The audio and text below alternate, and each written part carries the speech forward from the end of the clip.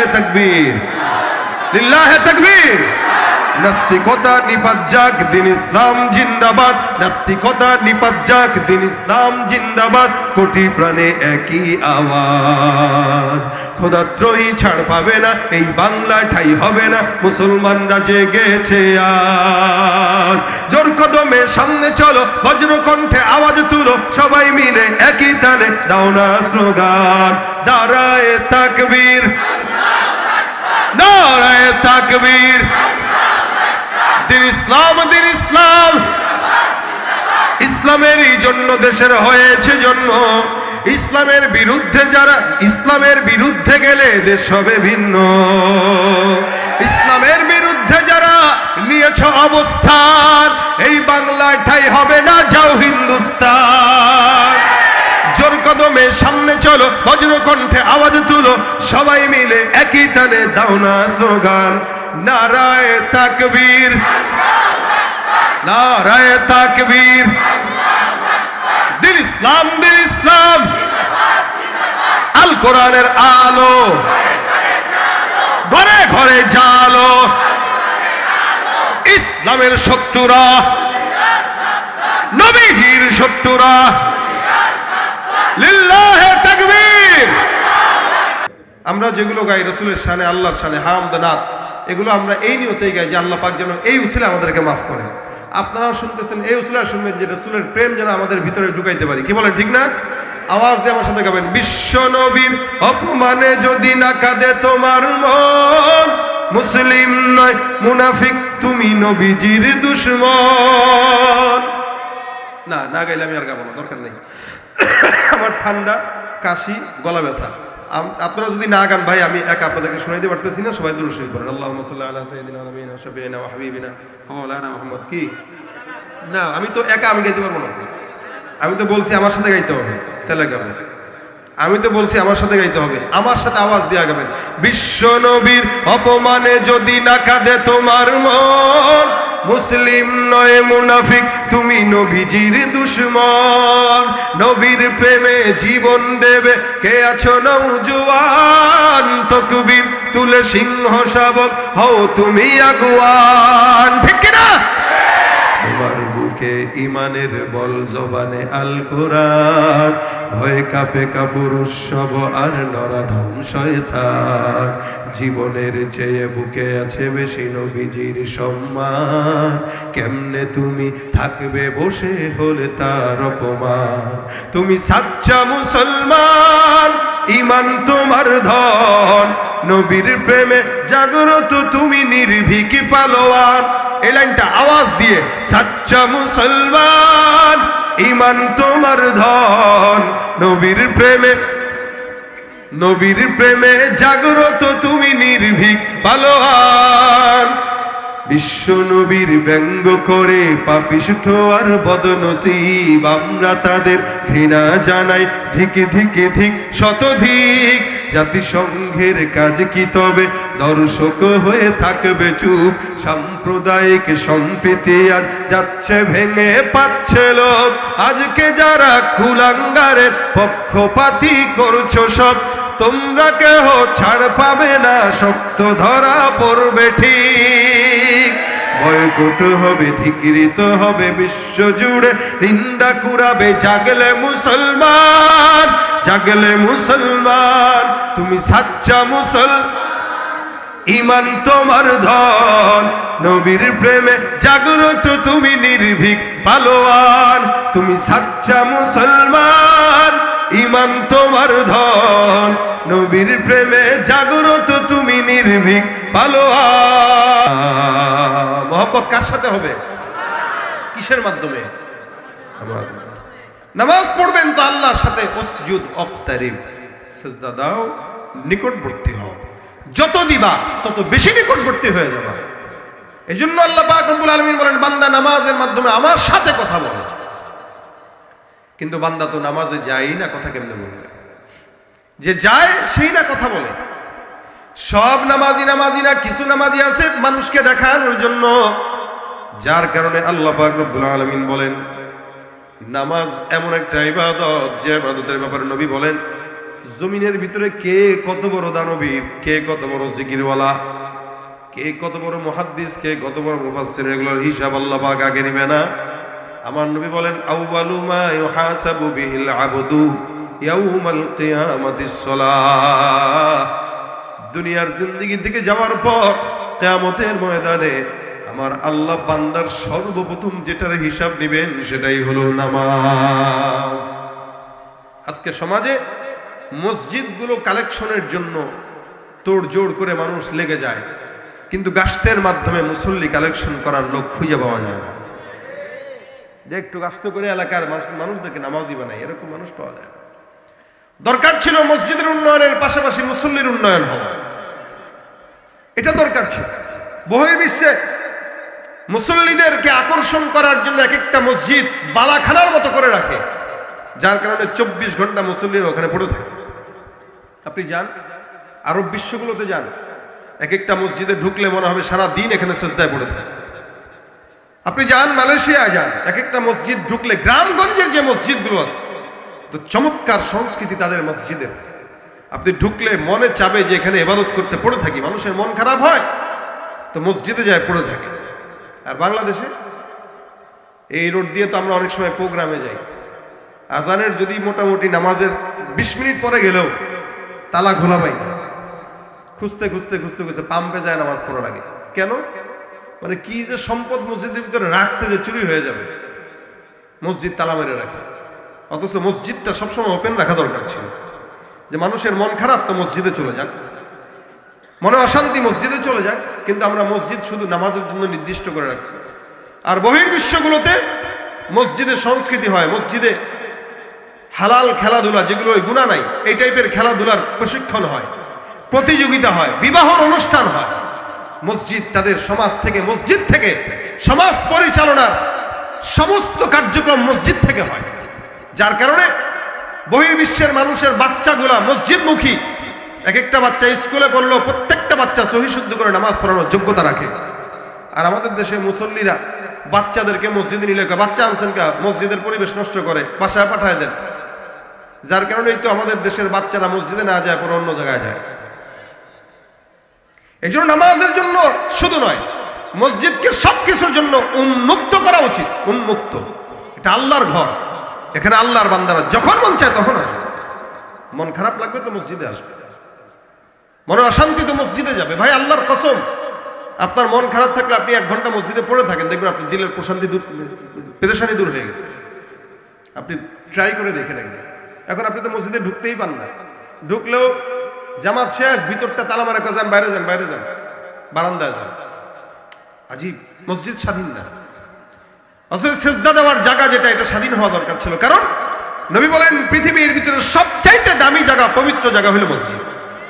মসজিদ বন্ধ থাকে কিন্তু বাজার সারা দিন 24 ঘন্টা খোলা থাকে। ইবাদতের জায়গা যেটা বন্ধ, আর আকামের জায়গা যেটা 24 ঘন্টা খোলা। যাও মন চায়, শুধু খোলা না তো, টিভির বাক্স দিয়ে রাখছে শয়তানের, বসে বসে নাটক সিনেমা দেখা। আর বুড়ারা টুপি মাথায় দিয়ে দাঁড়িয়ে রেখা সিগারেট টানে আর সেলিগো নাচ দেখে। কথা কয়টা আছে না নাই? ওখানে বসে বসে গিবত আর শিকায়েত করে। এই হলো হাল। এ কারণে আল্লাহ বলেন মসজিদে আসো। আমাদের আকাবির বুজুর্গানে দিনরা ছিলেন অনেক, যারা আজানের ধ্বনি শোনার আগে আগে মসজিদে যেতেন। আবু বকর রাদিয়াল্লাহু তাআলা আনহু, আবু বকরের আগে কোনো সাহাবী মসজিদে যেতে পারতেন না, আর উনার পরে কেউ বের হইতেন না। সবার আগে উনি যেতেন, সবার পরে উনি বের হইতেন। এক তাবেঈ ছিলেন, নাম হযরত সাঈদ ইবনুল মুসাইয়িব রাহমাতুল্লাহ আলাইহি। উনার আদত ছিল আজানের আগে আগে সব সময় মসজিদে যাওয়া, যত কাজ থাকুক। আজানের 1 ঘন্টা আধা ঘন্টা আগে মসজিদে যায় বসে থাকতেন আজানের আগে। আমরা কি আজানের আগে যেতে পারি? মসজিদ তো খোলাই পাই না, যাবো কেমনে? খোলা থাকলে অনেক মানুষ যাইত। তো আজানের আগে আগে উনি মসজিদে যেতেন। একদিন আল্লাহর এক বান্দা ওনাকে বলতেছেন, হুজুর আপনি আজানের আগে আগে সব সময় যান, এটাকে ফরজ বানায় ফেলছেন নিজের জন্য, কেন? আল্লাহর বান্দা তাবেঈ বলতেছেন, শোনো, আজানের শব্দগুলো কে শিখাইছেন? আল্লাহ। কে ডাকেন? বলে আল্লাহ। দেখেন আজানের এই যে বাক্যগুলো আমরা শুনি, এগুলো আল্লাহ পাক রব্বুল আলামিন বান্দাকে শিখাইছেন। যখন নাকি আজান নামাজ ফরজ হয়, তো রাসূলের সাথে সাহাবা একরামদের একটা বৈঠক হইলো যে আজান কেমনে দেওয়া যায়, আজানের সময় হইলে নামাজের জন্য মানুষকে কেমনে ডাকা যায়। তো সাহাবা একরামরা মিলে মাশওয়ারা দিল। কেউ বলতেছে হুজুর ঘন্টা বাজাইলে আমরা বুঝবো যে নামাজের সময় হয়েছে। নবী বলেন না, ঘন্টা বাজানো যাবে না। আরেক সাহাবী কা হুজুর একটা আগুন জ্বালায় দিব। না না না, এগুলো করা যাবে না। এক একজন সাহাবী এক এক রকম, কেউ ঘন্টা, কেউ আগুন, কেউ ও করে ডাক দিব। না না, এগুলো না। তো ওই দিন পরামর্শ সভা মুলতবি ঘোষণা করে রাসূল বলতেছেন আরেকটু চিন্তা করো, আল্লাহ পাকের নামাজ বিধানের জন্য কি শব্দ দিয়ে বান্দাকে ডাকা যায়, এটা নিয়ে সবাই চিন্তা করে। খুব বুঝেন, দেখেন। পরের দিন আব্দুল্লাহ ইবনে যায়েদ ইবনে আব্দে রাব্বি নামে এক সাহাবী ছিলেন। উনি রাত্রেবেলা ঘুমাইছেন, ঘুমের ভিতরে স্বপ্ন দেখেন কে যেন বলতেছেন, একজন ফেরেশতা উনার মাথার সামনে এসে বলতেছেন আল্লাহু আকবার, আল্লাহু আকবার, আশহাদু আল্লা ইলাহা ইল্লাল্লাহ, আশহাদু আন্না মুহাম্মাদুর রাসূলুল্লাহ। আযানের যতগুলো শব্দ আছে সব শব্দ ওনাকে শিখায় দিলেন। আল্লাহর বান্দা ঘুম থেকে জাগলেন, জেগে পয়গম্বরের কাছে দৌড় দিয়া যায়, ডাক দিয়া বলেন ইয়া রাসূলুল্লাহ, ঘুমের ভিতরে স্বপ্ন দেখলাম কে যেন আমাকে আযানের এই শব্দগুলো শিখায় দিয়ে চলে গেছে। নবী ডাক দিয়া বলেন আল্লাহু আকবার কাবীরা, এই যে শব্দগুলো তুমি আমাকে শুনাইলা, শব্দের মধ্যে দেখলা এই সমস্ত শব্দগুলোই আমার মাওলায় ফেরেশতার মাধ্যমে তোমাকে শিখিয়ে দিয়েছে। একটা কাজ করো, বলে কি, মদিনার সবচেয়ে দরাজ কণ্ঠকার তারা ডাক দাও। আপনাদের এখানে সবচেয়ে দরাজ কণ্ঠকার কেউ বলতে পারবেন যে আমার কণ্ঠ দরাজ, আমি চিল্লাইতে পারি, ভালো স্লোগান দিতে পারি, আছেন কেউ? যে আপনার কথা মোটামুটি 1 কিলোমিটার দূরে আওয়াজ যাবে, আছেন কেউ? নাই। হযরত রাসূল সাল্লাল্লাহু আলাইহি ওয়াসাল্লাম জিজ্ঞাসা করলেন আওয়াজ দরাজ কার, একটু ডাকো। সব সাহাবীরা বলতেছেন ইয়া রাসূলুল্লাহ, বেলালের মতো তো দরাজ কণ্ঠ আর কারো নাই। আল্লাহু আকবার বলবেন না?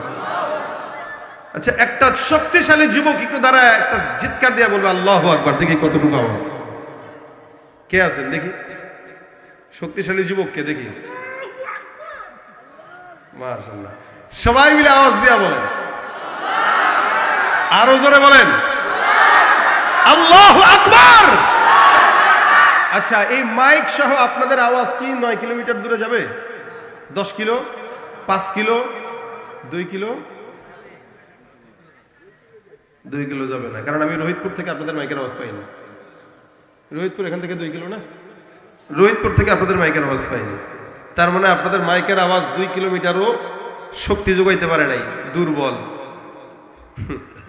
রাসূল বলেন এই বেলাল দাঁড়াও।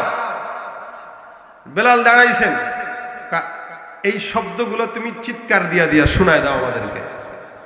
হযরত বেলাল রাদিয়াল্লাহু তাআলা আনহু আযান দিলেন আল্লাহু আকবারের ধ্বনি দিয়া। হাদিসের গ্রন্থগুলোতে হাসিয়ার ভিতরে উল্লেখ আছে, বেলাল যখন মদিনায় আযান দিতে দাঁড়াতেন, বেলালের আযানের খালি গলার ধ্বনি মদিনার থেকে 9 মাইল দূরে শোনা যেত। আরেকটু জোরে বলেন সুবহানাল্লাহ। কয় মাইল? 9 মাইল। চিন্তা করা যায়, চিন্তা করা যায়, একটা মানুষের কণ্ঠ 9 মাইল দূরে পৌঁছাইছেন কে? আল্লাহ কয় তুই এখান থেকে আজান দিবি, 9 মাইল দূরে আজানের শব্দ শুনবে, মানুষ বুঝবে যে আজানের সময়। এটা আল্লাহ পাক পৌঁছায় দিয়েছেন, এটা আল্লাহ পাক পৌঁছায় দিয়েছেন। বেলালের আওয়াজ গোটা মদিনায় প্রতিধ্বনিত হতো আজানের শব্দ। হযরত সাঈদ ইবনুল মুসাইয়িব বলেন এই জানো আমি আজানের আগে আগে কেন মসজিদে যাই জানো? বলে কেন? আজানের শব্দ শিখাইছেন কে? বলে আল্লাহ। ডাকেন কে? বলে আল্লাহর পক্ষ থেকে ডাকা হয়। কার ঘরে? বলে তার ঘরে। তার ঘরটা কি পবিত্র? বলে অবশ্যই পবিত্র। বলে দুনিয়াতে সবচেয়ে পবিত্র জায়গা যেটা আল্লাহর ঘর, ডাকেন আল্লাহ। এমন একজন কুদরতওয়ালা রব আমাকে ডাকবে, আমি তারপরে যাব, এটা তো মাওলার সঙ্গে বেয়াদবি। তার কারণে আমি তাকে যেন আমাকে ডাকতে না হয়, তার ডাকের আগে আগে আমি তার ঘরে যাই বসে থাকি। সে মানে ডাকবে, আমি যাব। আজীব অবস্থা। এটা কেমন বান্দা, এটা কেমন রব? আপনাকে চেয়ারম্যান যদি প্রত্যেকদিন ডেকে ডেকে তার কাছে নেওয়া লাগে, চেয়ারম্যান একদিন বলবে ধর তোর মতো না খান্দানা আসলাম আর কি। কত মানুষ আছে, দ্বিতীয় দিন তৃতীয় দিন আপনাকে ডাকবে না। আর সেটা যদি এমপি মন্ত্রী হয় তাতে আরো হিসাব, ডাকবেই না। আপনার ঠেকা পড়ছে নাকি এমপি মন্ত্রী? ভাই আল্লাহর কি ঠেকা পড়ছে আপনারা আমার ডাকার কথা কয় না? আল্লাহর ঠেকা পড়ছে? আল্লাহকে ডাকার মতো কি মাখলুক নাই? আমরা না ডাকলে কি হইছে? কিন্তু আল্লাহ পাক ৫ বার আজানের মাধ্যমে আমাদেরকে তার ঘরে ডাকে, এরপরেও আমরা দোকানপাট খেলাধুলায় ব্যস্ত থাকি। সাঈদ ইবনে মুসাইয়িব বলেন, আমার কুদরতওয়ালা রব যেন আমাকে ডাকতে না হয়, এই কারণে তার ডাকার আগে আগে আমি তার কাছে সাড়া দিয়ে দিই। এটা ছিল আমাদের আকাবির আসলাফ তাবেঈদের জীবনের হালত। আর আমাদের তো নামাজের পরেও দেখবেন রাস্তাঘাটে বাজারে যেরকম ভিড়, মসজিদ ততটাই ফাঁকা। নামাজি লোক পাওয়া যায় না, যদিও পাওয়া যায় নামাজের ভিতরে আলসামি কেরাত যদি লম্বা হয়, দেখবেন রমজান মাস অথবা ফজরের নামাজে কেরাত যদি ইমাম সাহেব বেশি লম্বা পড়ে, পিছন থেকে সবগুলা যক্ষা রোগে আক্রান্ত হয়ে যায়, ঠিক কিনা? কাশাকাশি শুরু করে তারাবির সময় তো একটু ইমাম সাহেব যদি আসতে পড়ে ধীরে ধীরে কয় এই ইমাম পড়া জুতেন না। আমাদের মসজিদের ইমাম বাপরে বাপ বুলেটের গতিতে তারাবি পড়ায়, বুলেট। এই জন্য সে যেখানে বুলেট আছে সেখানে সে আছে, আর যেখানে রিক্সা ওখানে সে নাই। এই জন্য আল্লাহ পাক ডাক দেয়া বলেন, ওয়াইদা কামু ইলা সালাতি কামু কুসালা। এমন কিছু বান্দা আছে যারা নামাজ আদায় করে কিন্তু নামাজটা পড়ে আলসামি নিয়ে। ইরাউনান নাস, এরা নামাজ পড়ে বান্দাকে দেখানোর জন্য, এরা নামাজ পড়ে বান্দাকে ধোঁকা দেওয়ার জন্য, আল্লাহকে ধোঁকা দেওয়ার জন্য। এ মুসলমান সারা বছর নামাজের খবর নাই, কিন্তু নিজের স্বার্থ যখন আসে তখন নামাজেরও অভাব নাই। ভাইরা আমার, আল্লাহ পাক রব্বুল আলামিন বলেন এদের হালত কি? ইরাউনান নাস ওয়া লা ইয়াযকুরুনাল্লাহা ইল্লা কালিলা। নামাজের ভিতরে আলসামি নিয়ে দাঁড়ায়, মানুষকে দেখানোর জন্য দাঁড়ায়। এই কারণে আল্লাহ পাক বলেন এই সমস্ত নামাজীদের জন্য ধ্বংস। ফাওয়াইলুল লিল মুসাল্লিন, এই নামাজীদের ধ্বংস। কিন্তু কিছু কিছু নামাজি আছে আল্লাহ পাক রব্বুল আলামিন বলেন যারা সফল হয়ে যাবে। এরা কারা? আল্লাযীনা হুম ফি সালাতিহিম খাশিউন, যারা নামাজে দাঁড়ায় ভয় ভীতি নিয়ে আল্লাহর জন্য এই কথা বলে, ইন্না সলাতি ওয়া নুসুকি ওয়া মাহইয়ায়া ওয়া মামাতি লিল্লাহি রাব্বিল আলামিন। যারা বলে আমার নামাজ, আমার কুরবানি, আমার হায়াত, আমার মওত সব আল্লাহর জন্য, কোনো বান্দাকে দেখানোর জন্য না। আল্লাহ বলেন এদেরকে আমি আল্লাহ দুনিয়া আখিরাত সব জায়গায় সফল করে দিয়েছি। সুবহানাল্লাহ। নবীদের নামাজ, সাহাবীদের নামাজ, আমাদের নামাজে পার্থক্য আছে না? পয়গম্বর একদিন নামাজে দাঁড়াইলেন, সাহাবা আজমাইন পিছনে, আল্লাহর নবী নামাজে দাঁড়ায় দাঁড়ায় একবার মুখটা সামনে নেয় পিছনে নেয়, সামনে নেয় পিছনে নেয়। সাহাবীরা পিছন থেকে নজর দিয়ে দিয়া পয়গম্বরের চেহারার দিকে তাকায়, এটা তাদের ইবাদত। নামাজে হালকা হালকা করে রাসূলের দিকে তাকাইতেন, নবী নামাজে কি করেন দেখার জন্য। নামাজের পরে সাহাবীরা রাসূলকে ডাক দিয়া কয়, রাসূলুল্লাহ, নামাজের ভিতরে দেখলাম আপনি পয়গম্বর কেন মুখটা যেন সামনে আগান আর পিছান, কিছু মনে হয় খেতে চান। রাসূল ডাক দিয়া বলেন কেমনে বুঝলা? বলে আল্লাহর নবী আপনার দাড়ি মোবারক নড়াচড়ার মাধ্যমে আমরা বুঝলাম। নবী ডাক দিয়া কয়, সাহাবা আজমাইনের দল, আমি যখন নামাজের মধ্যে দাঁড়াইলাম, আমার আল্লাহ পাক রব্বুল আলামিন নামাজের মধ্যে আমার চোখের সামনে জান্নাতের নিয়ামত আঙ্গুরের থোকাগুলো আমার চোখের সামনে তুলে ধরেছে। রাসূলের চোখের সামনে জান্নাতের নিয়ামত নামাজে আল্লাহ তুলে ধরতেন। কেমন নামাজের খুশুখুশু ছিল। আর আমাদের নামাজের খুশুখুশু হইল নামাজে দাঁড়াইলে মসজিদের যত ক্যালেন্ডার আছে সব পড়া শেষ হয়ে যায়।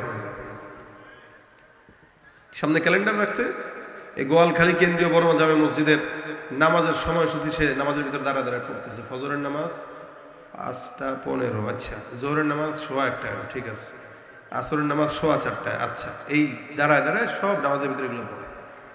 পাশে দেখা আছে লালবাতি জ্বলাকালীন সময় সুন্নতের নিয়ত করা নিষেধ, নামাজে ওইটার দিকেই নজর যায়। পাশে দেখা আছে মোবাইল ফোন বন্ধ করুন, নামাজে ওইটার দিকেই নজর যায়। আমাদের নামাজের নজর যায় ১৪ জায়গায়, যার কারণে নামাজ কবুল হয় কিনা হয় সন্দেহ। আর সাহাবা একরাম নবীরা নামাজের ভিতরে আল্লাহর জান্নাতের নিয়ামত তাদের সামনে আল্লাহ পাক তুলে ধরতেন। এই জন্য নামাজটা এমন হওয়া চাই। বলে কেমন? শেষমেশ বুঝেন নামাজটা কেমন হয়। রাসূল সাল্লাল্লাহু আলাইহি সাল্লাম বলেন নামাজ এমন ভাবে পড়বা।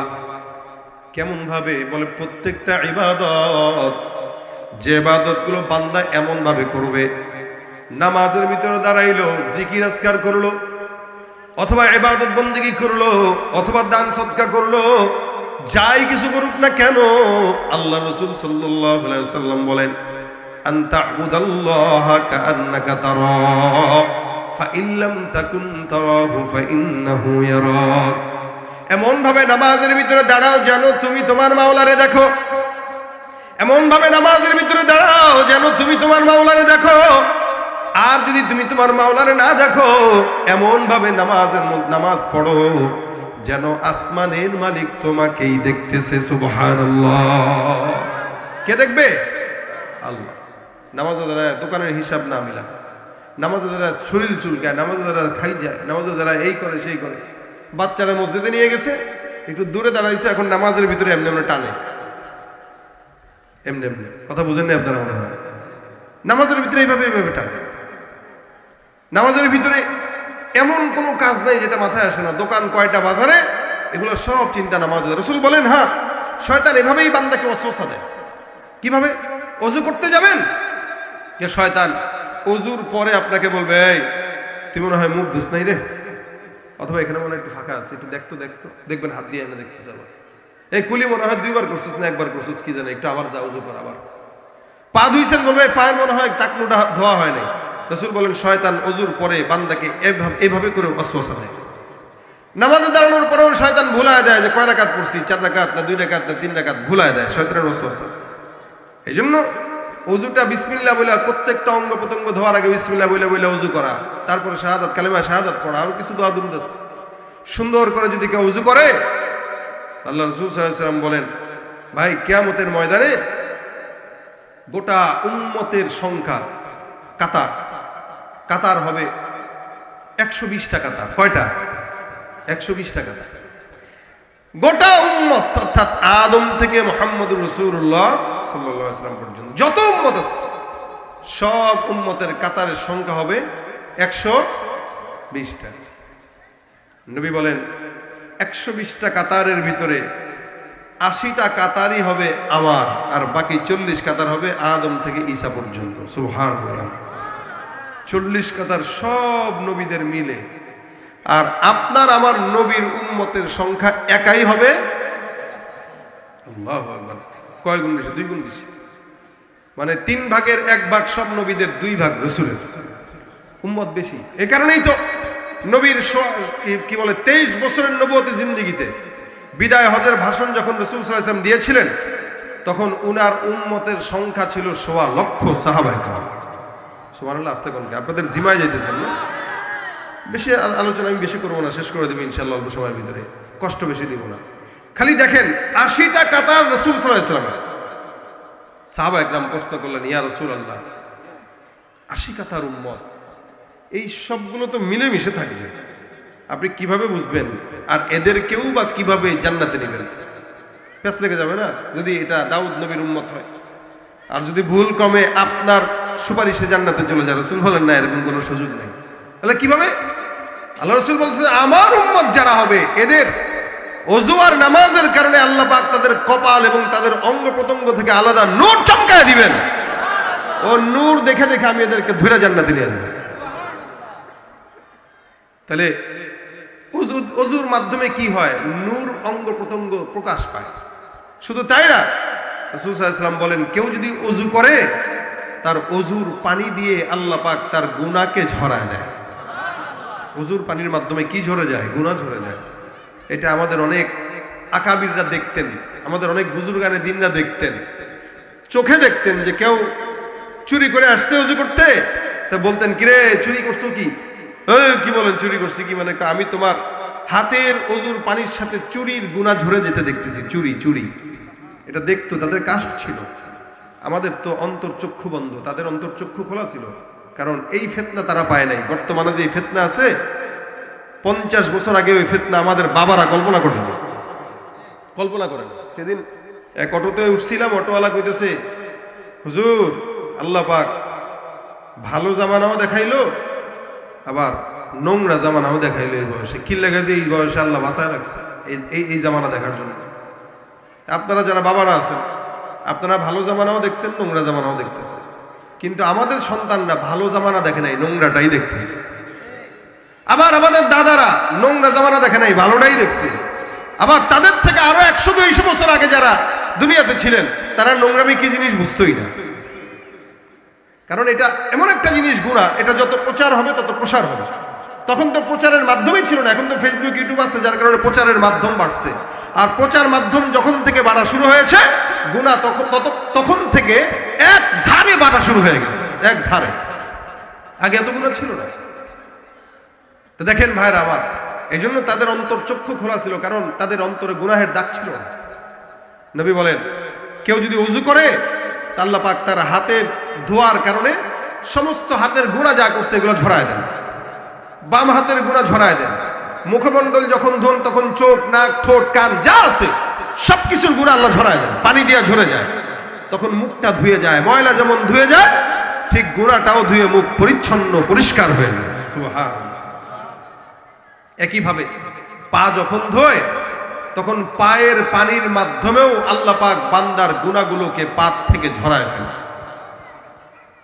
এজন্য আল্লাহ বলেন, সীমাহুম ফি বুজুহিহিম মিন আসারিস সুজুদ।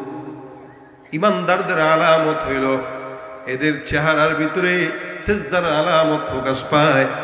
আল্লাহ পাক রব্বুল আলামিন বান্দার চেহারার ভিতরে সিজদার নূর ঢোকায় দেয়।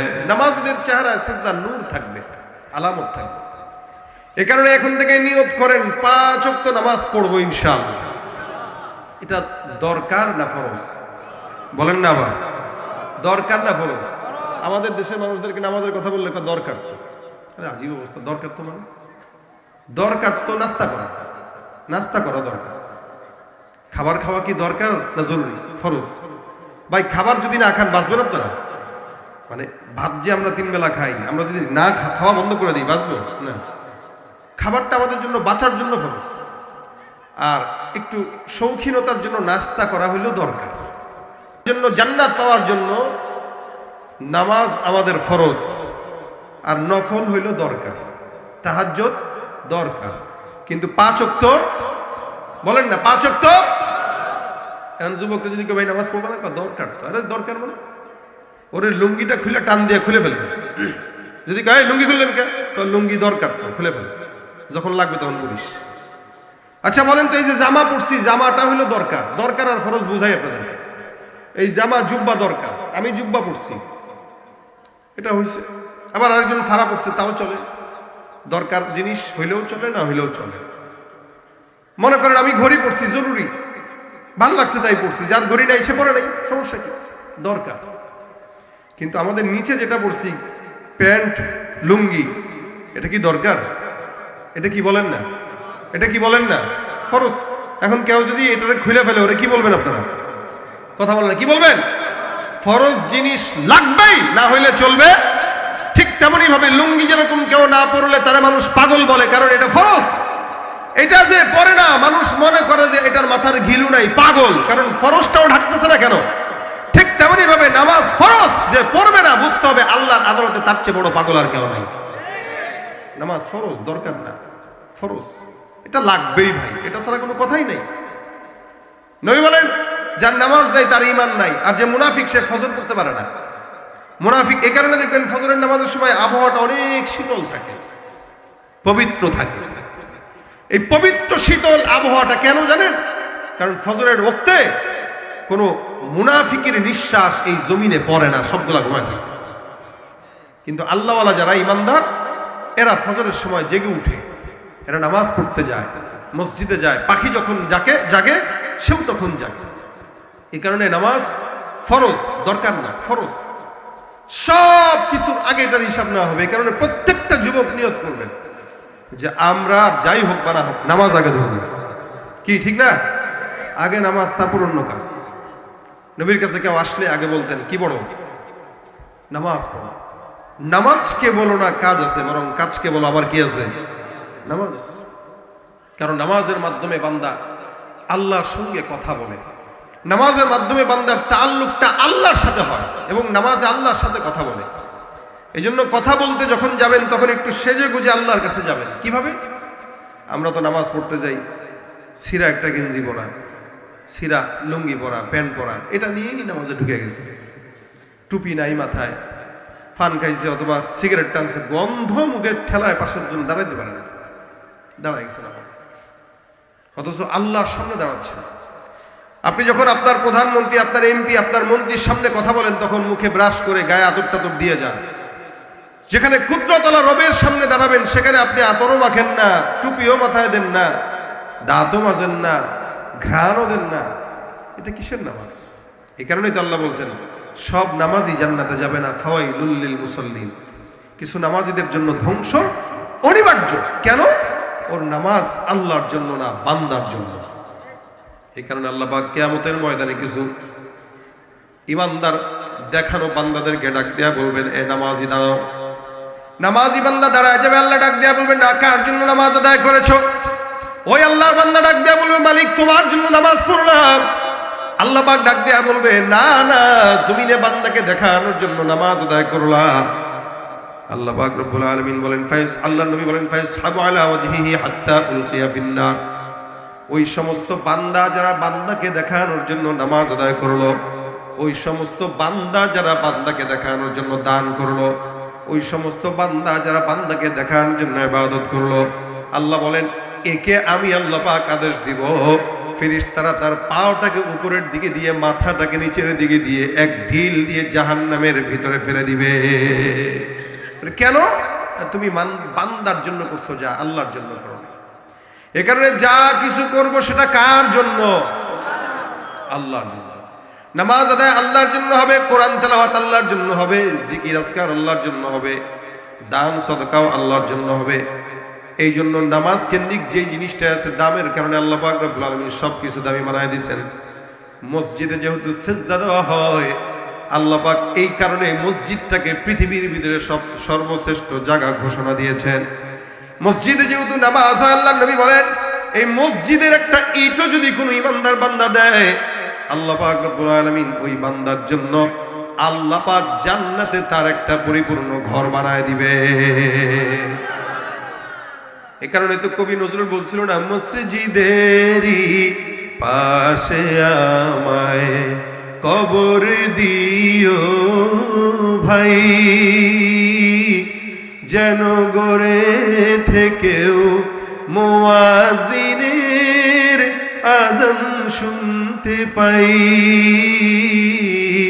মসজিদেরই পাশে আমায় কবর দিও ভাই, আমার গোরের পাশে দিয়ে ভাই নামাজিরা যাবে,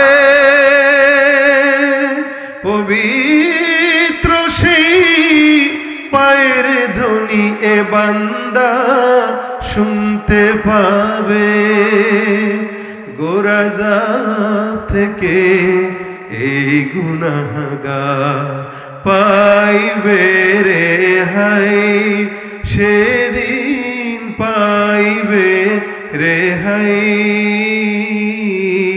মসজিদেরই পাশে আমায় কবর দিও ভাই। প্রত্যেকটা খাঁটি মুমিনের এটা একটা মনের চাওয়া। এই জন্য মসজিদের পাশে অনেক জায়গায় কবরস্থান থাকে। কেন? এখান থেকে আজানের ধ্বনিটা যেন শোনা যায়, নামাজ পড়বে তো তেলাওয়াতটা যেন শোনা যায়। হাত্তাকে রাসূল করিম সাল্লাল্লাহু আলাইহি ওয়াসাল্লামের রওজাটাও মসজিদে নববীর ভিতরেই।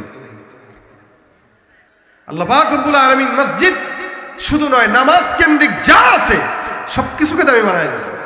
নামাজে যেই কপাল, ওই কপালের দাম বেশি। নামাজি যেই লোক, ওই লোকের দাম বেশি। নামাজের জন্য যেই মসজিদ, ওই মসজিদের দাম বেশি। নামাজের জন্য যেই ওযু, ওই ওযুর দাম বেশি।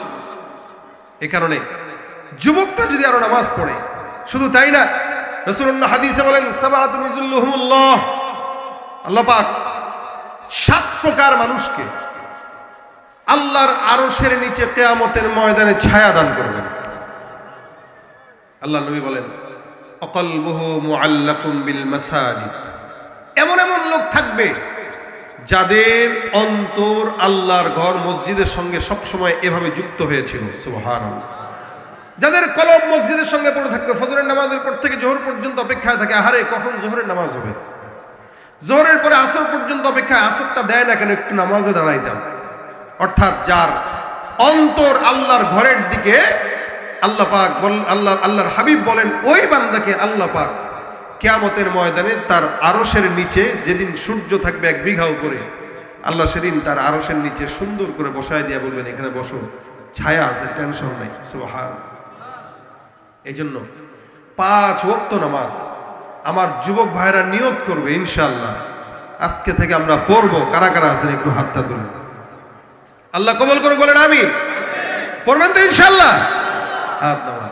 মসজিদ যেমন পাকা, মুসল্লিও হবেন পাকা। এটা পাকা দরকার, কাঁচা হলে চলবে না। রাসূলের জামানায় মসজিদ ছিল খেজুর গাছে, আলহামদুলিল্লাহ এখন মসজিদ পাকা, কিন্তু মুসল্লি আর ওরকম নাই। কিন্তু সেই জামানার মুসল্লি ছিল এক একটার চেয়ে এক একটা পাকা। এ কারণে আজকের এই মজমা থেকে 10 জন যদি নিয়ত করেন যে আমরা নামাজি হব, আজকের এই মজমায় মসজিদের উদ্যোগে যে মাহফিল, এমন যদি হয় আগামীকাল ফজর থেকে মসজিদ ভরপুর হয়ে যাবে, কামিয়াবটা এই জায়গায়। কি বলেন ঠিক না? কি বলেন ঠিক না? এই জায়গায় কামিয়াব। যারা কষ্ট করেছে, আয়োজন করেছে, মুজাহাদা করেছে, আজকের এই আয়োজনকে সুন্দর করেছে মসজিদের উদ্যোগে, যদি আজকের বয়ানের পরে ফজরের নামাজেও যদি অন্তত 2 কাতার মুসল্লি হয়, বুঝবেন যে বয়ানে ফায়দা হয়েছে। আর যদি 2 কাতার না হয় তাহলে বুঝবেন লাভ নাই, যেই লাভ সেই কদম। পোলাপান নামাজ পড়বে না, তখন কি করতে হবে? একসঙ্গে যেতে হবে, পিটায় নামাজ পড়ানো লাগবে। রাসূলের আদেশ আছে যে নামাজ পড়বে না, নামাজ না পড়লে তারে প্রহার করো, কারণ এটা ফরজ। এই সামান্য প্রহারের জন্য সে যদি জান্নাতি হয় তাহলে এটা তার জন্য কল্যাণ। কিন্তু আমাদের সমাজের বাবা মারা সন্তানদেরকে আদর দেখা ডাকতে চায় না, থাক পোলাপান মানুষ ঘুমায়, আদর দিয়ে আর ঘুম পাড়ায়। এই জন্য আল্লাহর হাবিব বলেন এটা আদর না, এটা বান্দাকে জাহান্নামের রাস্তায় দেওয়ার একটা মাধ্যম। এই কারণে বাচ্চাকে ডাকি দেখে দিবেন সেদিন, নয়তো কিয়ামতের ময়দানে বাচ্চা আপনার গায়ের উপরে পা দিয়ে দিয়ে জাহান্নামে চলে যাবে। এই জন্য আপনার ঘরে আপনি একা নামাজ পড়েন, আপনার বিবি পড়ে না, বিবিকে এখন থেকে পড়ার জন্য আদেশ দেন, ওয়ার্নিং দেন। না পড়লে তার সঙ্গে বিছানা আলাদা করে দেন। এরপরেও যদি না পড়ে আপনি তাকে বাবার বাড়িতে পাঠায় দেন 2-4 দিন, 1 সপ্তাহের জন্য। প্রহার করেন কি দিয়ে? মেসোয়াক দিয়ে 2-4টা বাড়ি দেন, লজ্জা দেন তাকে। মানুষ হইল তুই নামাজ পড়া লাগবে, মুসলমান যেন। আপনার সন্তান, আপনার বিবিকে আপনি শাসন করেন নামাজের জন্য। আপনি ঘরের কর্তা হিসেবে এটা আপনার দায়িত্ব, ইমানই দায়িত্ব। এই জন্য নিজে পড়বেন, ঘরের মানুষকে পড়াবেন। আল্লাহ রাসূল সাল্লাল্লাহু আলাইহি ওয়াসাল্লাম মরণের পর্যন্ত, ইন্তেকালের আগ পর্যন্ত একটা কথা বলেছেন, আসসালাহ আসসালাহ ওয়া মালাকাত আইমানুকুম। নামাজ নামাজ নামাজ, এটা ছাড়া আর অন্য কোনো বিকল্প রাস্তা নাই। এই কারণে আমরা সবাই 5 ওয়াক্ত নামাজ পড়বো ইনশাআল্লাহ। আল্লাহ পাক আমাদেরকে নামাজ পড়ার তৌফিক দান করুন। আপনারা যে মাগরিব থেকে এই পর্যন্ত দীর্ঘ বয়ান শুনতেছিলেন ওলামা একদম জবান থেকে, কার কোন কথা ভালো লাগে তা তো বলা যায় না। এক একজনের এক একটা কথা ভালো লাগছে। আমার আগে মাওলানা মাসুম বিল্লাহ বয়ান করলেন, বললেন ইস্তেগফারের কথা। এই জন্য 5 ওয়াক্ত নামাজের অভ্যাস করবেন, আর নামাজের পরে আস্তাগফিরুল্লাহ আস্তাগফিরুল্লাহ আস্তাগফিরুল্লাহ এটার অভ্যাস করবেন। দেখবেন একদিকে গুনাহ হইলেও অপর দিকে গুনাহগুলো আল্লাহ পাক ধুয়ে মুছে সাফ করে দিবেন। এই জন্য আমরা চেষ্টা করব, চেষ্টা না আপ্রাণ চেষ্টা করব, এটা আমাদের জন্য লাজেম যে আমরা 5 ওয়াক্ত নামাজ ইনশাআল্লাহ আদায় করব। নিজের মেয়ে, ছেলে, মা, বাবা, বিবি সবাইকে নিয়ে আমরা নামাজ আদায় করব। মসজিদগুলো নামাজি দিয়ে যেন ভরপুর হয়ে যায়, সেই কোশিশ আমরা করব ইনশাআল্লাহ। তাহলে আজকের এই মজমার যারা আয়োজক আছে এদের সার্থকতা হবে। আল্লাহ পাক যেন আজকের মজমার সমস্ত আলোচনাগুলো আমাদের নাজাতের জরিয়া বানায় দেয়, বলেন আমিন। যা বললাম শুনলাম এগুলো আমাদেরকে আমল করার তৌফিক দান করে, বলেন আমিন। আজকের মজমায় যারা সহযোগিতা করেছে টাকা দিয়ে, শ্রম দিয়ে, মোনাজাতের পরে দেন, মোনাজাতের পরে দেন, হবে না গঞ্জাম হবে না। এখন যদি দেন তাহলে মোনাজাতে কোনো আসর থাকবে না, মোনাজাত ইবাদত। সুতরাং মোনাজাতের পরে, আমরা মোনাজাতের পরে যারা আছেন একটু সুন্দর করে বসে যাবেন, সময় লাগবে যেহেতু, আমি চলে যাব, আপনারা আরামের সাথে তবারকটা দিয়ে দিবেন। আর মোনাজাতটা যেহেতু একটা ইবাদত, এই ইবাদতটা আগে আমরা করি, তারপরে ইনশাল্লাহ তবারকে যাব। আপনাদের জন্য কমিটিরা আলহামদুলিল্লাহ, ঠিক আছে বসেন, আপনারা বসেন না, বসেন না। আপনারা বয়ান শুনছেন রাত 11:30 পর্যন্ত। আরে ভাই চুপ থাকেন না, আমার কথা শুনেন, না তো আপনারা বলেন। আমি কি গজল কম গাইছি? এত কথা বলেন কেন? এতক্ষণ আপনারা শুনছেন, আপনাদের ক্ষুধা লাগছে, এই কারণে কমিটির আপনাদের জন্য মেহমানদের আয়োজন করছে। এটা নিয়েই সবাই যাবেন।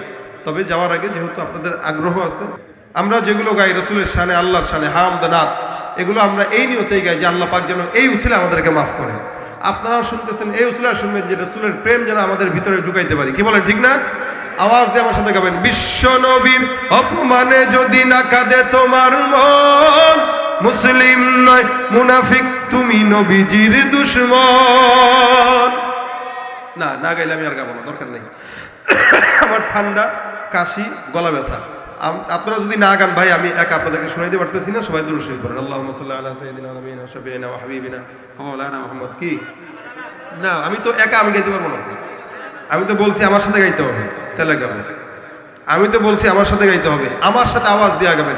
বিশ্ব নবীর অপমানে যদি না কাঁদে তোমার মন, মুসলিম নয় মুনাফিক তুমি নবীজির দুশমন। নবীর প্রেমে জীবন দেবে কে আছো নওজোয়ান, তাকবীর তুলে সিংহ শাবক হও তুমি আগুয়ান। ঠিক কি না? তোমার বুকে ইমানের বল, জবানে আল কোরআন, ভয়ে কাঁপে কাপুরুষ সব আর নরাধম শয়তান। জীবনের চেয়ে বুকে আছে বেশি নবীজির সম্মান, কেমনে তুমি থাকবে বসে হলে তার অপমান। তুমি সাচ্চা মুসলমান, ইমান তোমার ধন, নবীর প্রেমে জাগ্রত তুমি নির্ভীক পালোয়ান। এই লাইনটা আওয়াজ দিয়ে, সাচ্চা মুসলমান, ইমান তোমার ধন, নবীর প্রেমে জাগ্রত তুমি নির্ভীক পালোয়ান। বিশ্ব নবীর ব্যঙ্গ করে পাপিষ্ঠ আর বদনসিব, আমরা তাদের ঘৃণা জানাই ধিক ধিক ধিক শতধিক। জাতিসংঘের কাজ কি তবে দর্শক হয়ে থাকবে চুপ, সাম্প্রদায়িক সম্প্রীতি আজ যাচ্ছে ভেঙে পাচ্ছে লোক। আজকে যারা কুলাঙ্গারের পক্ষপাতী করছো সব, তোমরা কেহ ছাড় পাবে না, শক্ত ধরা পড়বে ঠিক। বয়কট হবে, ধিকৃত হবে বিশ্ব জুড়ে, নিন্দা কুরাবে জাগলে মুসলমান, জাগলে মুসলমান। তুমি সাচ্চা মুসলমান, ইমান তোমার ধন, নবীর প্রেমে জাগ্রত তুমি নির্ভীক পালোয়ান।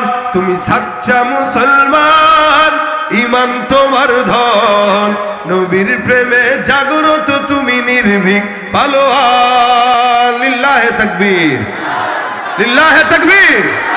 নাস্তিকতা নিপাত যাক, দিন ইসলাম জিন্দাবাদ। নাস্তিকতা নিপাত যাক, দিন ইসলাম জিন্দাবাদ। কোটি প্রাণে একই আওয়াজ, খোদাত্রয়ী ছাড় পাবে না, এই বাংলা ঠাই হবে না, মুসলমানরা জেগেছে আজ।